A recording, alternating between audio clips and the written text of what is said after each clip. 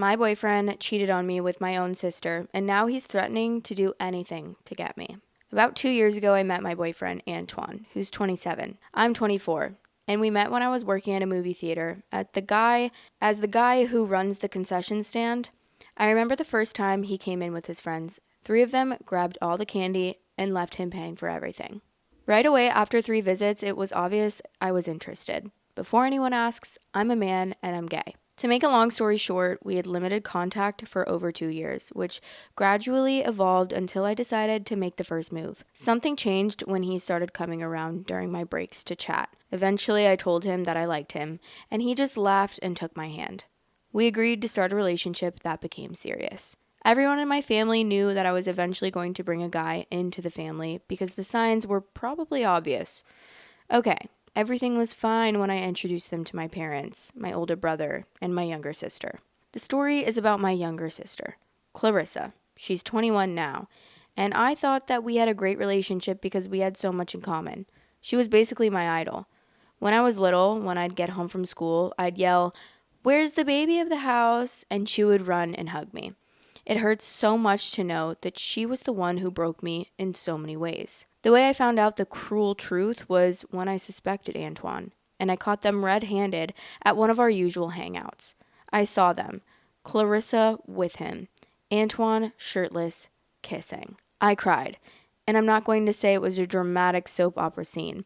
I walked up to them, already crying, and punched Antoine in the face. He dropped the typical cheater line, "It's not what it looks like. It was a mistake." I pushed him away and just turned my back on them. I ran straight to my uncle's house because seeing them under the same roof made me sick. I'm still writing this. Dad came over once and I explained everything. He left saying that he'd see what he could do. My older brother said Clarissa is still upset about the situation, and for once, I couldn't care less. Antoine has been sending messages, possibly from his friends' phone numbers. The last one was a threat to hurt himself. I think I made it clear that if I don't care about Clarissa, I care about him even less. It hurts and it burns because they were both so important to me. And now I've lost both of them. And for what? I need to clarify a few things about the situation. First, I've blocked both of them, including their friends' numbers. I know Antoine is speaking out of desperation, but I don't know if he's capable of such stupidity. One comment that surprised me was the one about whether Clarissa was tricked by Antoine into this situation. I would absolutely consider it. The day I found them, her hand was possessively resting on the back of his neck. That's what made me think that. Being an adult, she knows what she did, and that's why I don't feel the need to think of her as a victim of anything. Sorry for not responding to the comments. Honestly, I have absolutely no strength. I haven't had breakfast. I haven't even showered. My head hurts from crying so much. And I haven't been able to sleep well either. I know that eventually I'll have to get up and say that life goes on, but the truth is that it's still painful to go out and think that Antoine is out there hiding and wants to appear before me. His desperation reached the point of using his mother's cell phone, which I've also already blocked, to give me a string of apologies that I don't want to hear. My parents arrived this morning, but they left when I told my uncle I didn't want to see anyone. It hurts like hell, but I never thought that this would happen to me. I naively thought it only happened in soap operas or to other people. I never thought that it would happen to me. Anyway, thank you, and hugs to everyone for the kind comments, especially because your words have made me feel wonderful, even though they're from people I don't know, but who are better than anyone in my circle. Okay, my cat is literally kicking the microphone stand right now, so sorry if you hear that. She's literally sleeping upside down on my lap right now, and I can't believe you guys can't see her. Okay. She also edited and said, "I followed someone's advice in the comments. I took screenshots of Antoine's message where he threatened his life to her mother and blocked her again. I'm still feeling a bit down, but I got up and ate today. I haven't spoken to anyone in my family yet, and I don't know when that will be possible." Wait. I thought this was a guy. You sent maybe that was just a typo. Cuz he said, "I took screenshots of Antoine's message where he threatened his life to her mother and blocked her again." Oh, okay. Where he threatened his life to, I'm assuming he meant his mother. Sorry. Anyways, I mean, that's crazy. At some point, you're probably going to need a restraining order. But also, what's even crazier is, and I don't want to, I don't know, this girl, 21, and this guy, 27. 21. But he met her 2 years ago. So that means when the sister was 18, I don't know, she was 25 or he was 25. Wait, also, okay, I don't know. This is crazy. I think I would punch my sister and him at the same time and just never talk to either of them again. Obviously, I would absolutely never speak to Antoine again. I would be blocking exactly what he's doing. I would be blocking every single number that he ever talked to me on. And this happens so often where people will like threaten their life and stuff. And it's just like, that's so irresponsible. I mean, I know that they're not trying to be responsible by doing that, but like, it's so messed up to do that to someone. And it kind of reminds me of my friend was telling me this weekend. She met this guy on Hinge like a couple of months ago, and she was like, I know that this is like not good. It's really unhealthy. The first date that we went on, and the first time we literally met each other, we went to this restaurant, we sat down, and he immediately said, "So my dad died."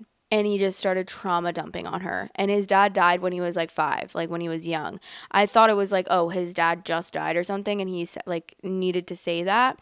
But no, he just starts trauma dumping on her. And she's like, yeah, he literally talked to me the whole time for hours and hours and hours about his trauma, never once asked me anything. And she said that all of the dates they went on were like that. Like he just constantly trauma dumped on her.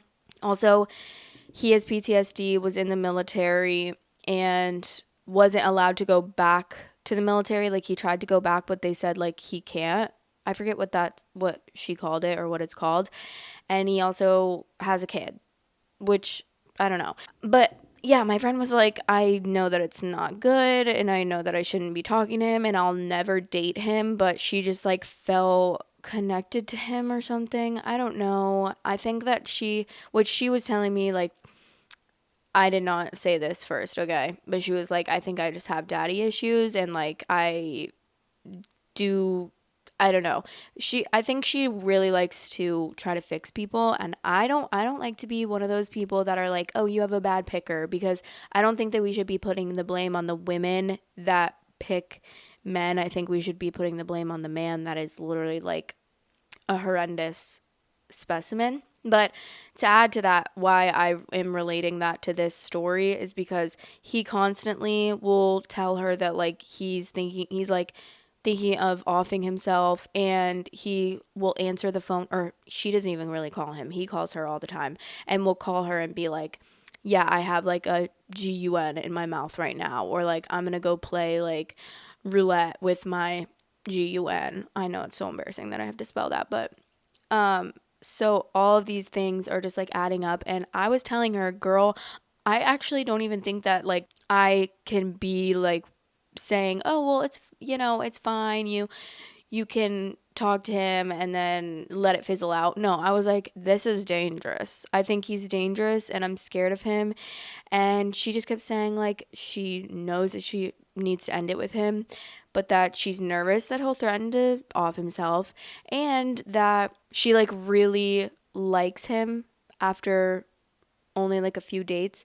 And I was just saying it's definitely like a limerence thing, I think, because I don't think that when someone trauma dumps on you and you don't even really get the chance to like form a meaningful connection with them, they're just like constantly trauma dumping on you. I do think that like a lot of the time you kind of feel, which I don't know if it's kind of messed up to say this, but I feel like I've been in a situation before where I've felt special because someone decided to share like all these things with me, when in reality he clearly shares those things with everyone.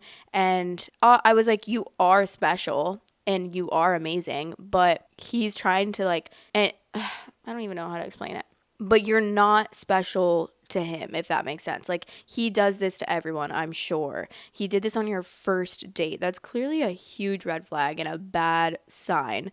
But she did end things with him. I hope that it's still going well. I need to check in with her and see how that's going actually, because she let him know like she's not going to talk to him anymore, and she's like telling me she thinks that he'll be a good partner for someone, and I'm like, no, I don't think so. I think he needs heavy therapy, and I think that you should never be telling someone that you're going to like, that's so irresponsible to do. And yeah, anyway, sorry. I just Went so off topic, but I have been kind of stressed about that situation ever since she told me because I'm like, dude, you have no fear.